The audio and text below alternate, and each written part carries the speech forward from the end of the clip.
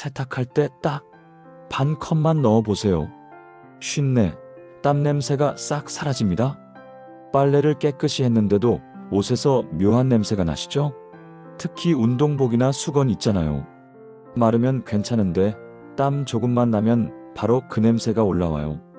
많은 분들이 락스를 쓰시더라고요. 강력하니까요. 그런데 오늘 제가 알려드릴 방법은 락스보다 안전하면서도 훨씬 더 효과적입니다. 오늘 영상 끝까지 들으시면 10년 묵은 쉰내를 없애는 가장 확실한 방법은 물론이고 절대 해서는 안 되는 위험한 실수, 그리고 냄새가 알려주는 건강 신호까지 모두 알려드릴게요. 안녕하세요. 저는 과학과 의학을 바탕으로 일상 속 건강과 생활 정보를 전해드리는 100세 파워 FM 한도현 박사입니다. 오늘 영상이 많은 분들께 도움이 될 거라 확신합니다. 구독과 좋아요 꾹 눌러주세요. 자, 그럼 본격적으로 시작해 볼까요? 매일 샤워하시죠? 옷도 매일 갈아입으시고요. 그런데 왜 냄새가 날까요? 사실 문제는 우리 몸이 아닙니다. 바로 옷이에요. 옷 섬유 깊숙이 숨어있는 모락셀라균이라는 게 있어요. 이 녀석이 바로 범인입니다. 이 균은 우리 피부에서 나오는 피지, 땀, 각질을 먹고 살아요. 그리고 분해하면서 그 지독한 냄새를 만들어내는 거죠. 더 큰 문제는 뭐냐? 이 균이 정말 끈질기다는 겁니다. 일반 세탁으로는 잘 안 죽어요. 건조기 열에도 버티고 햇빛 자외선에도 살아남습니다. 2019년 일본 가오 연구소에서 발표한 자료를 보면요. 모락셀라균은 섬유 조직 깊숙이 침투해서 바이오필름을 형성한다고 합니다. 쉽게 말하면 균들이 옷 안에 집을 짓고 사는 거예요. 그래서 깨끗하게 빤 것 같은데도 며칠 지나면 또 냄새가 나는 겁니다. 균이 완전히 제거되지 않았기 때문이죠. 혹시 여러분 집에도 그런 옷 있지 않으세요? 아무리 빨아도 냄새나는 수건이나 운동복 말이에요. 그게 다 모락셀라 균 때문입니다. 그럼 많은 분들이 생각하시는 게 락스 쓰면 되지 않나? 하실 거예요. 락스, 정말 강력하죠? 살균력도 좋고요. 그런데 여기 함정이 있습니다. 먼저, 락스는 세탁기를 망가뜨릴 수 있어요. 세탁조가 스테인리스 재질이잖아요. 락스는 강한 산화제라서 스테인리스도 부식시킵니다. 시간이 지나면 녹이 슬어요. 그것보다 더 무서운 건 건강 문제입니다. 대한화학회 자료를 보면요. 락스를 고농도로 사용하면 화학적 폐렴을 일으킬 수 있다고 명시되어 있습니다. 특히 밀폐된 공간에서 사용하면 정말 위험해요. 실제로 응급실에 이런 환자분들 많이 오세요. 화장실 청소하다가 락스 증기 마시고 호흡곤란으로 실려오시는 거예요. 더 무서운 건 락스를 다른 것과 섞었을 때입니다. 첫째, 락스와 식초를 절대 섞으면 안 됩니다. 염소 기체가 발생해요. 이건 독가스예요. 실제로 사망 사고도 있었습니다. 둘째, 락스와 암모니아 성분이 만나면 클로라민 가스가 나와요. 이것도 맹독성입니다. 셋째, 락스와 과산화수소를 섞으면 격렬하게 산소가 발생하면서 용기가 폭발할 수도 있어요. 여러분, 청소 제품 뒷면에 절대 혼합 금지 표시 보셨죠? 농담이 아닙니다. 정말 위험해요. 그래서 저는 락스보다 훨씬 안전하고 더 효과적인 방법을 알려드리려고 합니다. 자, 이제 오늘의 핵심입니다. 바로 워싱소다예요. 워싱소다가 뭐예요? 하시는 분들 계실 거예요. 워싱소다는 베이킹소다보다 훨씬 강력한 염기성 물질입니다. 화학명으로는 탄산나트륨이라고 하죠. 베이킹소다가 pH 8 정도라면 워싱소다는 pH 11 정도 됩니다. 이게 왜 중요하냐면요. 옷에 밴 냄새의 원인이 지방 성분이기 때문이에요. 피지, 땀, 각질 이런 것들이 다 지방 성분이거든요. 워싱소다는 이 지방을 비누화시킵니다. 쉽게 말해서 지방을 비누처럼 녹여버리는 거예요. 그럼 물에 쏙 빠져나가죠. 서울대학교 생활과학대학 연구팀이 2020년에 발표한 논문을 보면요. 워싱소다를 첨가했을 때 일반 세제만 쓴 것보다 지방 제거율이 무려 73%더 높았다고 합니다. 사용법은 정말 간단해요. 평소 쓰시던 세제에 워싱소다를 함께 넣으시면 됩니다. 빨래가 소량일 때는 한두 큰술, 빨래가 많을 때는 세네 큰술 정도면 충분해요. 여기서 중요한 포인트 하나, 워싱소다는 반드시 세제와 함께 사용하셔야 합니다. 단독으로 쓰시면 거품이 과다하게 생기고 세탁기가 손상될 수 있어요. 그리고 뜨거운 물 40도에서 60도 정도의 물에 녹여서 사용하면 세정력이 훨씬 더 좋아집니다. 찬물보다 효과가 2배 이상 높아지거든요. 정말 효과 확실합니다. 10년 묵은 수건도 새 것처럼 될 거예요. 그런데 주의하실 점이 몇 가지 있어요. 첫째, 너무 많이 넣지 마세요. 과량 사용하시면 세탁조나 배수구에 백색 잔여물이 남을 수 있습니다. 적정량을 지키는 게 중요해요. 둘째, 워싱소다는 강한 염기성이라서 직접 손으로 만지시면 피부가 따갑고 건조해질 수 있어요. 손 세탁하실 때는 꼭 고무장갑 끼시고 하세요. 셋째, 울이나 실크, 니트류에는 절대 사용하시면 안 됩니다. 이런 섬유들은 단백질 성분이라서 워싱소다의 강한 염기 때문에 손상될 수 있거든요. 면, 폴리에스터 같은 일반 옷감에만 쓰세요. 넷째, 색이 진한 옷이나 새 옷은 처음엔 조금만 써보시고 색 변화가 없는지 확인하세요. 대부분 괜찮지만 혹시 모르니까요. 오늘부터 세제 넣으실 때 워싱소다를 같이 넣어보세요. 일주일만 써보시면 차이를 확실히 느끼실 겁니다. 자, 워싱소다로 옷은 깨끗해졌어요. 그런데 여전히 냄새가 난다면요? 세탁기 자체가 문제일 수 있습니다. 혹시 여러분 집 세탁기 언제 청소하셨어요? 6개월 넘었다면 지금 당장 확인해 보세요. 세탁기 안쪽, 특히 세탁조 뒷면을 아세요? 거기 보이지 않는 곰팡이와 세균이 득실득실해요. 빨래할 때마다 그 균들이 옷에 다시 묻는 거죠. 제가 환경의학 전문가들한테 확인해 봤어요. 세탁기 청소, 이렇게 하라고 하시더라고요. 첫 번째는 백식초 청소법입니다. 백식초 한두 컵을 세탁기에 넣으세요. 옷은 안 넣어요. 그 상태로 뜨거운 물로 한 사이클 돌리는 겁니다.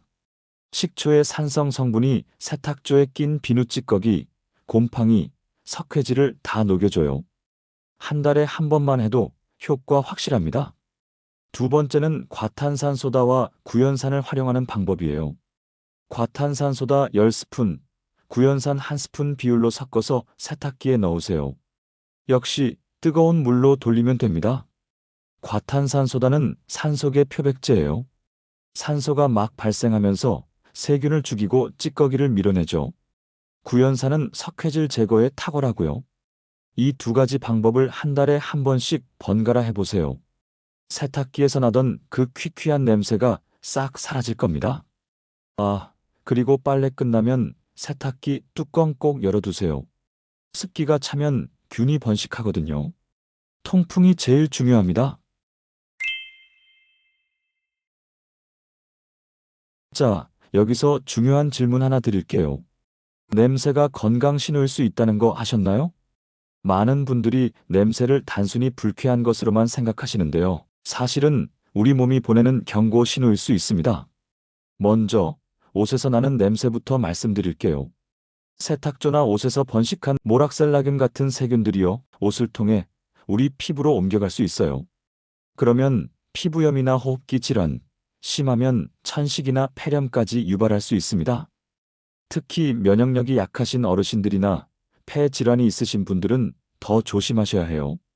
그냥 냄새 문제가 아니라 건강 문제로 이어질 수 있거든요. 그리고 이제 몸에서 나는 냄새 이야기해 볼게요. 2018년 대한내과학회에서 발표한 자료를 보면요. 채취 변화가 질병의 초기 증상일 수 있다고 명시되어 있습니다. 첫째, 과일 같은 달콤한 냄새가 난다면요. 당뇨병의 케톤산증을 의심해 봐야 합니다. 케톤 요증이라고도 하는데요. 몸에서 케톤체가 과도하게 생성되면서 특유의 과일 같은 냄새가 나는 거예요. 이건 당뇨 조절이 안 될 때 나타나는 신호입니다. 둘째, 비릿한 냄새가 난다면요. 간질환일 가능성이 있어요. 간이 제대로 해독 기능을 못하면 몸에서 특유의 냄새가 나거든요. 간염이나 간경화 같은 질환이 있을 때 이런 채취가 생길 수 있습니다. 셋째, 갑자기 채취가 심해지거나 변했다면요. 갑상선 항진증일 수 있어요. 갑상선에 문제가 생기면 신진대사가 빨라지면서 땀도 많이 나고 냄새도 바뀌거든요. 또 어떤 약을 드실 때도 대사가 바뀌면서 채취가 변할 수 있습니다. 넷째, 입에서 단백질 썩는 냄새가 난다면요. 위장 질환을 의심해 봐야 합니다. 위벽에 궤양이 있거나 위염, 식도염, 십이지장 궤양이 있을 때 단백질이 제대로 소화되지 않으면서 심한 구취가 나올 수 있어요. 한양대학교 의과대학 연구팀이 2022년에 발표한 논문에 따르면요. 채취 변화로 조기 진단된 질병 사례가 전체 환자의 약 18%나 됐다고 합니다.